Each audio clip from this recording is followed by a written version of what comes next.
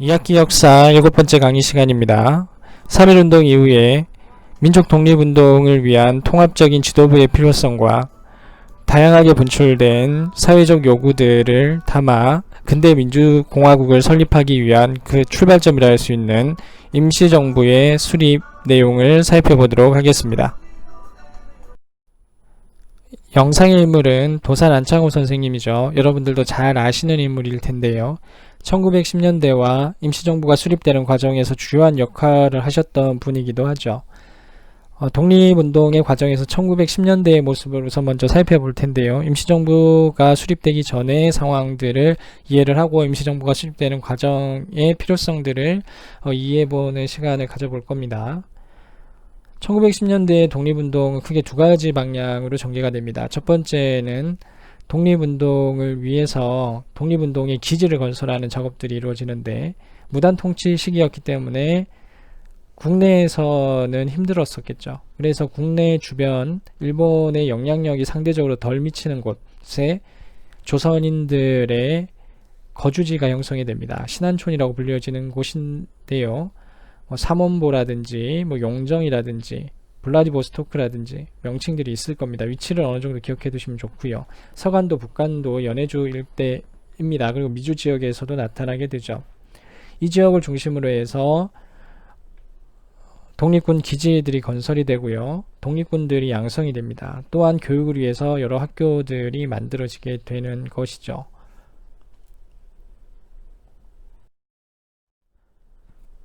독립운동의 두 번째 포인트는 독립운동을 준비하기 위해서 자금을 모집하는 과정들이 필요했다라는 겁니다.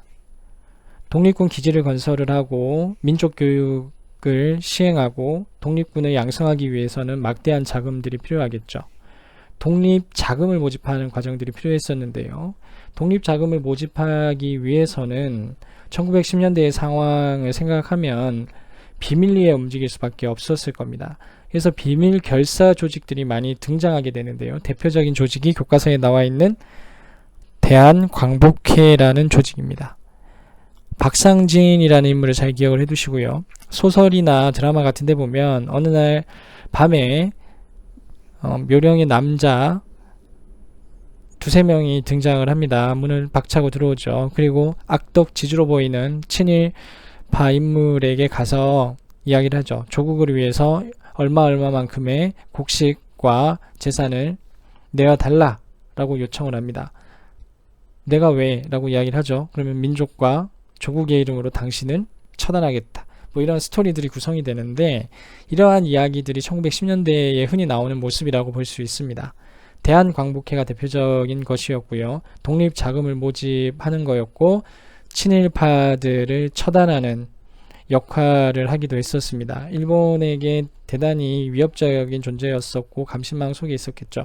그래서 비밀 결사 조직으로 움직였던 단체들이다. 10년대의 특징을 보여주는 대표적인 것 잘 기억을 해둡니다. 1910년대의 독립운동의 방향이 비밀 결사의 움직임으로 나타나고 있었고 구외에 독립운동 기지를 건설해서 독립을 위한 준비를 하고 있었던 거였었죠. 1919년이 되면 이러한 준비의 과정이 어느 정도 성숙의 단계에 접어들게 됩니다. 그리고 3.1운동을 통해서 민족의 역량을 확인하게 되고 독립의 의지를 확인하게 되었던 것이죠. 그리고 국제사회의 분위기도 우리에게 유리하게 돌아가기 시작했습니다. 그래서 1919년대에는 이러한 운동의 역량들을 하나로 묶어내서 지휘할 수 있는 임시정부가 필요하겠다는 인식이 독립운동가들에게 공통으로 이루어지게 되는데요. 문제는 임시정부의 위치였던 것이죠. 임시정부의 위치를 어디로 갈 것이냐, 여러분들이 이제 활동을 통해서 한번 고민을 해볼 텐데요. 되게 중요한 문제 중에 하나일 겁니다. 독립운동의 방식을 어떻게 우선순위를 두고 해 나갈 것인가의 문제와도 연동되어져 있었기 때문입니다. 당시 정부와 비슷한 조직이 여러 군데 구성이 되어져 있었는데요.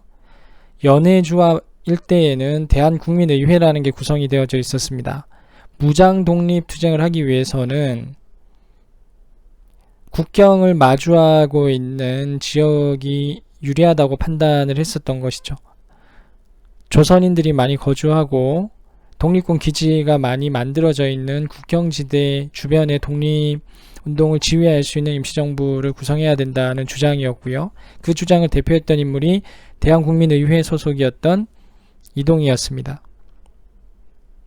반대로 당시 국제사회가 다양한 변화를 만들어내고 있었죠. 1차 세계대전 끝이 나고요. 러시아 혁명도 이루어지고 있었던 시점이기도 합니다. 파리 평화회의가 개최가 되면서 식민지인들의 민족 자결주의에 입각한 해방의 분위기가 무르익고 있던 시점이었기 때문에 외교적인 노력을 통해서 국제사회의 움직임들을 반도로 이끌어오게 되면 자연스럽게 독립이 이루어질 것이다라는 기대를 품을 수 있는 조건이기도 했습니다. 그래서 이승만을 중심으로 했던 외교론자들은 다수의 대사관들이 밀집되어져 있는 상해에 임시정부를 수립을 하고 조선의 상황을 국제사회에 알리는 작업을 해야 된다라는 주장을 하게 됐던 것이죠.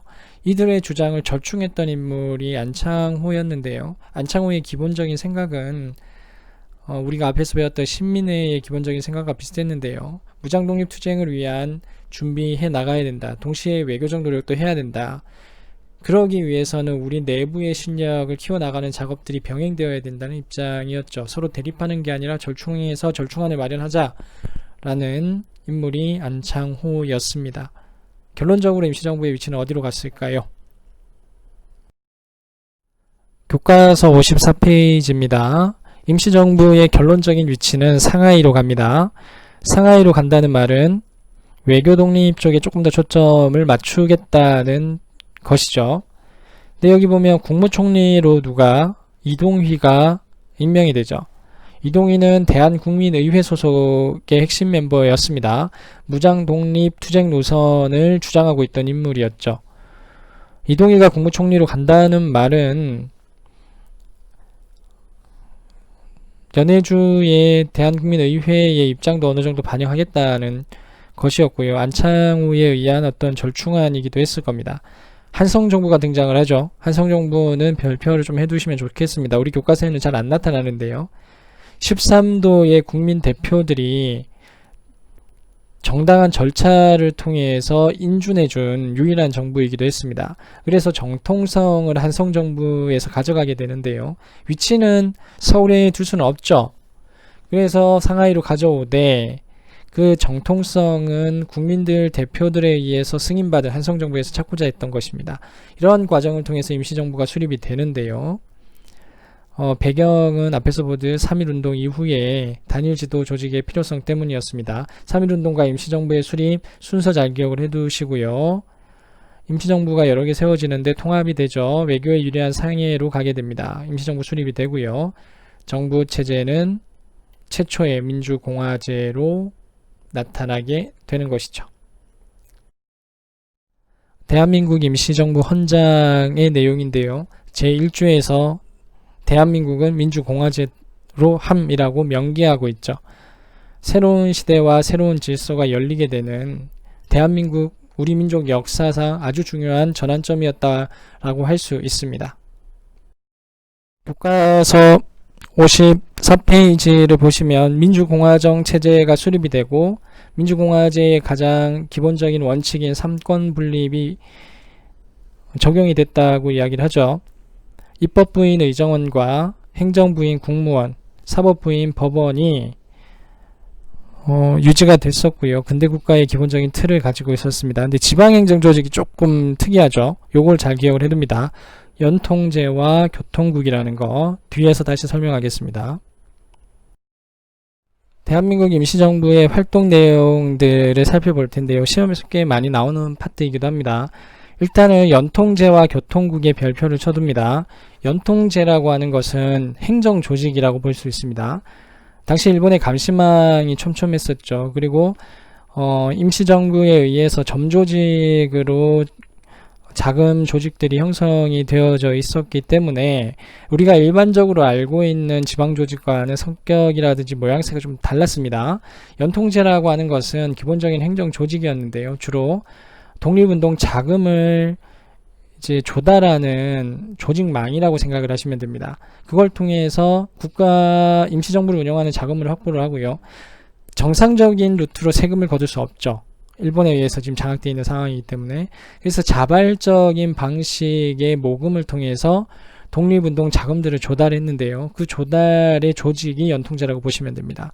그리고 연통제에서 다양한 결정들이 이루어지겠죠.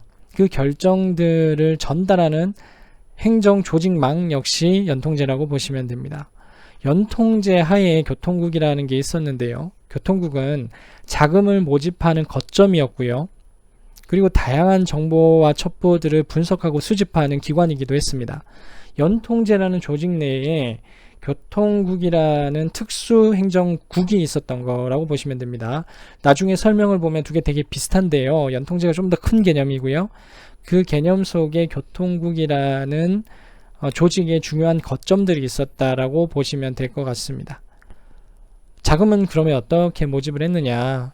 우리 앞에서 봤듯이 1910년대처럼 찾아가서 강제로 돈을 달라 라고 요구하는 것은 한계가 있겠죠.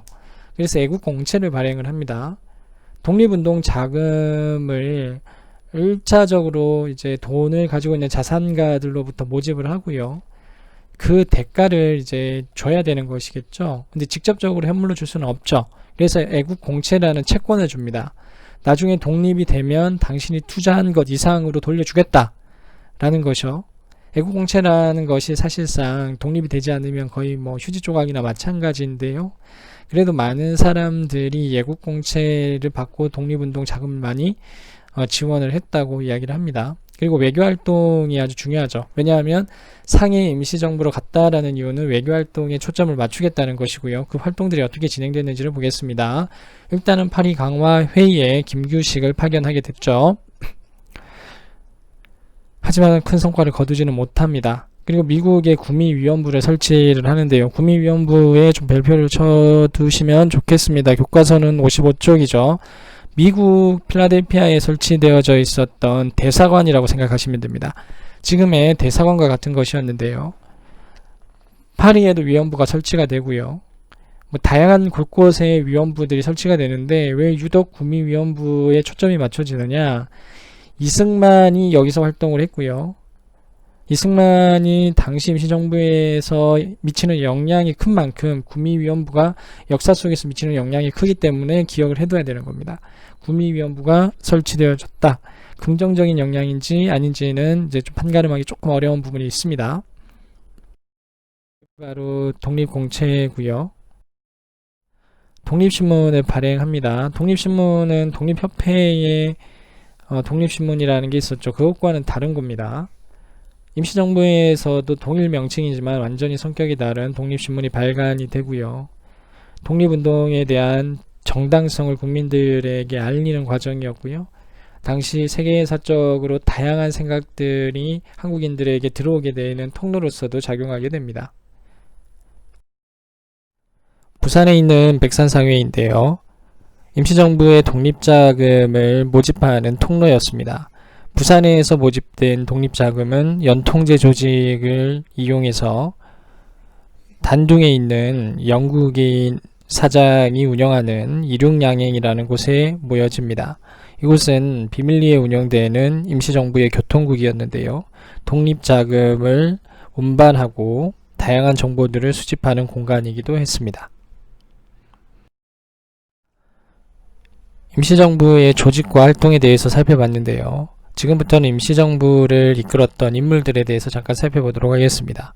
임시정부의 대통령으로 임명되었던 이승만과 국무총리로 임명된 이동휘에 대한 내용을 살펴보도록 하겠습니다. 이승만이라는 인물을 잠깐 살펴보도록 하겠습니다. 영어를 굉장히 잘했다고 합니다.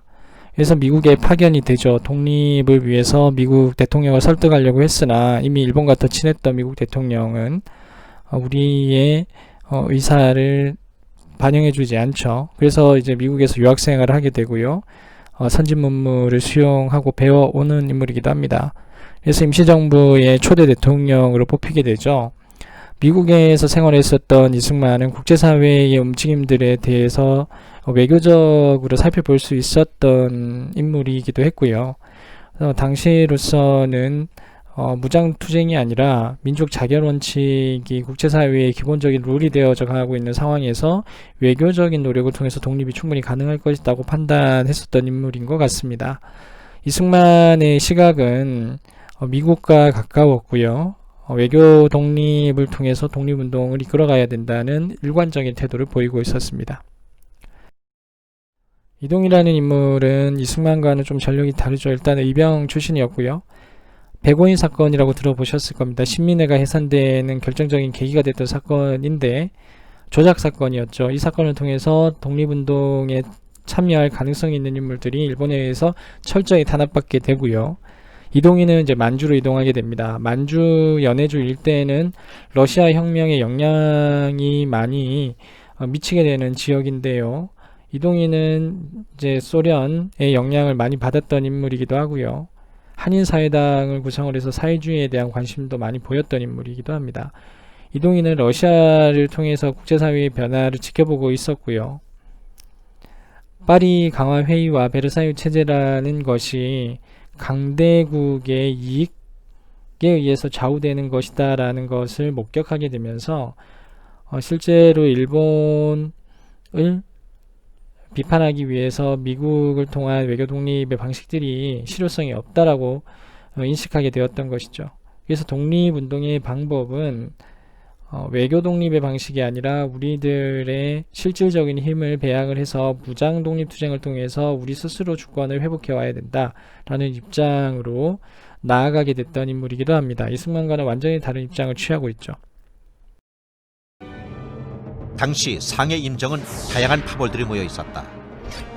먼저 연해주를 중심으로 한 무장 투쟁 세력인 이동휘와 박용만, 그리고 미국 LA에서 실력 양성을 주장한 안창호, 여기에 이승만의 외교 독립론까지 다양한 독립운동 노선들이 대립하고 갈등하면서 임시정부는 매우 혼란스러운 상황이었다. 첫 국무회의에서 국무총리 이동휘는 이승만에게 위임 통치청원 문제로 비판을 가했다. 파리 강화회의에 참석하지 못하게 된 이승만과 정한경이 윌슨 대통령에게 보낸 청원서를 문제 삼은 것이다.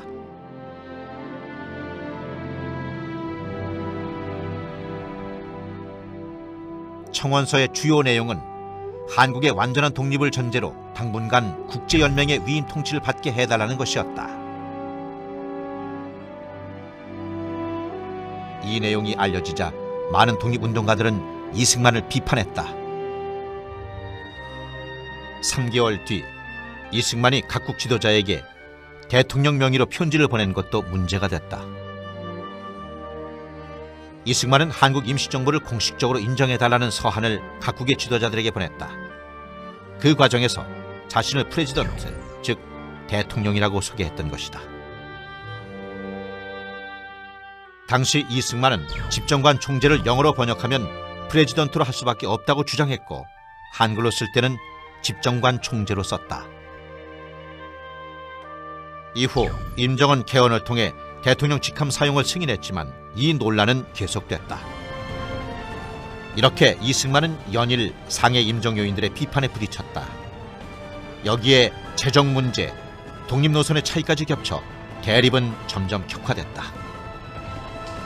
결국 사람들이 하나 둘 떠나면서 이승만에게도 결단의 시간이 다가오고 있었다. 상해에 온 지 6개월 만에 이승만은 워싱턴 군축회의를 대비한다는 명분으로 미국으로 돌아간다. 그리고 4년 뒤 그는 임시정부 대통령에서 탄핵됐다. 교과서 55페이지를 살펴보시면 임시정부가 어려움을 겪고 있다는 내용이 나올 텐데요. 어려움의 근본적인 이유는 임시정부의 독립 방향이 내부적으로 정리되지 못한 채 갈등 속에 있었다는 것이었고요. 상해 임시정부로 갔다라는 의미는 외교 독립에 좀 더 집중하겠다는 것이었는데요. 그 성과가 제대로 나타나고 있지 못했기 때문에 비판에 마주하게 되었던 것입니다. 이 과정에서 이승만이 위임 통치 청원서를 보내게 되는데요. 이것이 이제 문제가 되는 것이죠. 내용 자체는 한 번쯤 고민해 볼 여지는 있는 것 같습니다. 동유럽에서 독립이 진행되는 과정에서 많은 혼란을 경험하게 됩니다. 그 혼란이 유럽을 다시 불안으로 끌어들일지도 모른다는 판단에 제시됐던 게 위임 통치안이었는데요. 위임 통치안이라고 하는 것은 국제연맹에 의해서 독립을 훈련시키는 과정을 만들어내는 일종의 프로세스였던 것이죠. 근대 국가를 경험해보지 못했던 신생 독립국가가 혼란에 빠지기 전에 일정 기간 근대 국가로 훈련할 수 있는 기회를 제공하겠다는 것이었고요.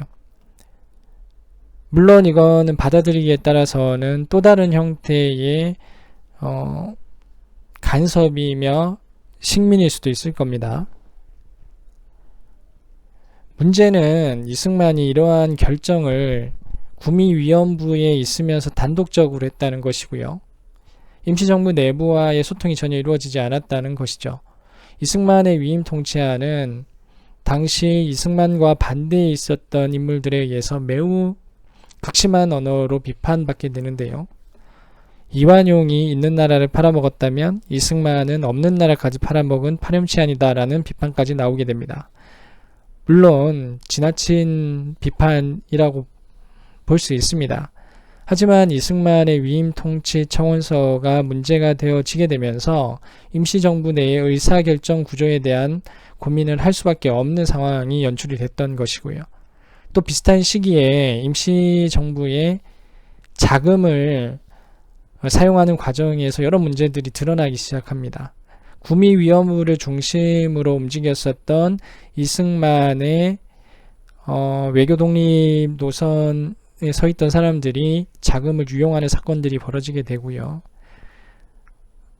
이동휘 역시 러시아의 자금을 끌어들여서 사용하는 과정에서 개인적인 횡령 문제가 두드러지게 됩니다.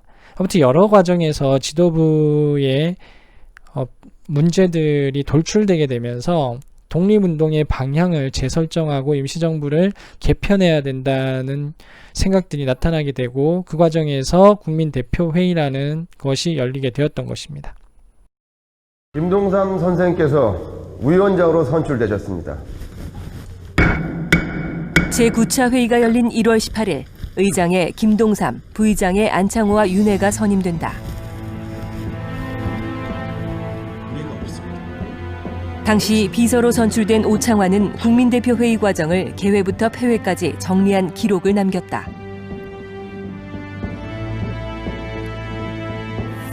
그에 따르면 각지 대표들이 모두 참석한 제16차 회의부터 본격적인 논의가 시작된다.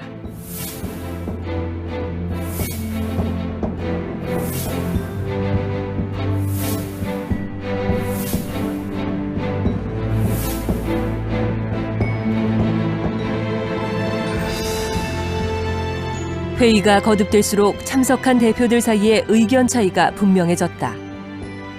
임시정부 존폐를 둘러싸고 날선 공방을 펼친다. 국민대표회의는 독립운동을 통일적으로 진행하기 위해 소집한 것인즉 동서열강이 공인하고 있는 상해 임시정부를 개선해야 능히 그 목적을 달성할 수 있을 것이다. 지금의 정부를 개조하여 통일을 고함보다 전 기관을 전부 취소한 후 본 국민대표회의에서 실제 독립운동에 적합하도록 새로운 정부를 조직해야만 하오. 임시정부의 잘못된 점만을 고치자는 개조파와 임시정부를 대신할 새로운 조직을 건설하고자 하는 창조파. 크게 두 파로 갈라진 것이다.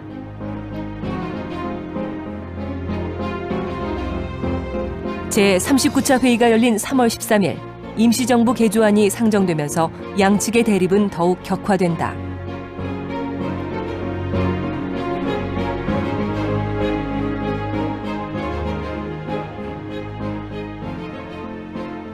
결국 3월 17일 국민대표회의는 휴회에 들어간다. 정식 회의는 열리지 못한 채 난항을 거듭한다. 제72일차 회의록을 보면 국민대표회의가 점점 파행으로 치닫고 있음을 확인할 수 있다.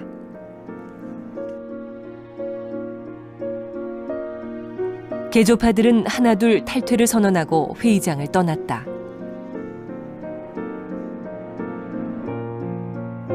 1923년 1월 3일 개회된 국민대표회의는 6월 7일까지 총 74차례 회의를 끝으로 막을 내린다.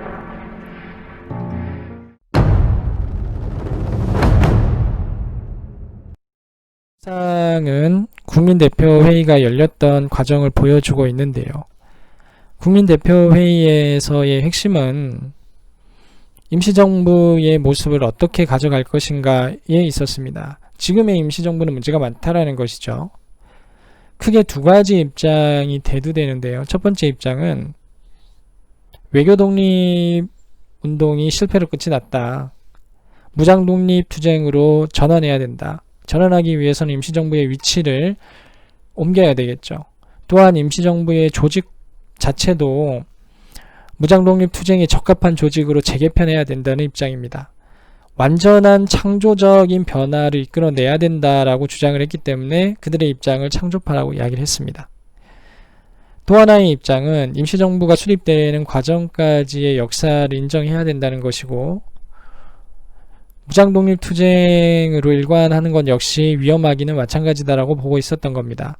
외교독립의 장점이 분명히 있고 무장독립투쟁과의 절충 속에서 임시정부를 보완하고 개선하는 쪽으로 가야 되는 것이지, 임시정부를 깨고 위험한 도박을 하는 것은 문제가 있다라고 보는 시각이었죠. 그래서 그들은 임시정부를 개조하자라는 주장을 하고 있다고 해서 개조파라고 불렸던 인물들입니다. 이들의 논의와 협상은 정리가 되지 못한 채 결렬이 되게 되고 창조파를 중심으로 해서 임시정부를 떠나게 됩니다. 임시정부는 전체적으로 약화되는 것이죠. 이러한 임시정부를 마지막까지 남아서 추스려서 이끌어갔던 인물이 바로 여러분들이 잘 알고 있는 김구 선생님입니다. 오늘 임시정부의 과정과 내용들을 살펴봤고요. 1920년대의 독립운동을 바라보는 데 있어서 임시정부가 수립이 되고 여기에서 논의되었던 다양한 논의들이 크게 작용하고 있다는 걸 기억하면서 오늘의 수업 마무리하도록 하겠습니다.